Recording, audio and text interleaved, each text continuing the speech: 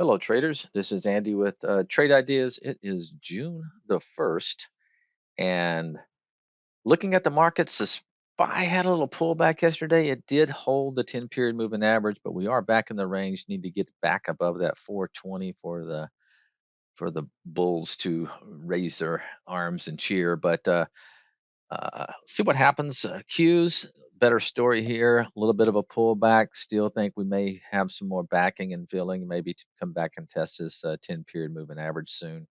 But let's take a look at some opportunity and um, some setups. It's all about the setup. It's this MGNI. It was on the list yesterday. Still on the list there. I love the way it's kind of consolidating and staying above that 10-period moving average. So watch that MGNI. I think you got to keep an eye. I like the way ARC is. Recently, it popped above the 200, couldn't hold it. But look what's happening now. For a couple of weeks now, we've been holding these moving averages. So put your little alert in, ARC around 40, 90, two area, something like that.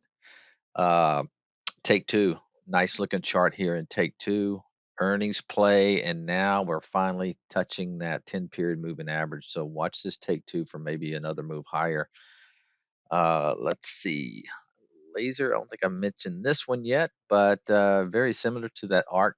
But if it does get above the 200 moving average, I think could do a quick gap fill for another buck higher at 778.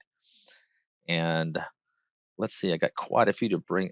Gold, keep an eye on gold. I'm in AU, and so I bought some of this yesterday. I like the way it kind of built this area, came back to this pivot level and bounced back above its 10-period moving average.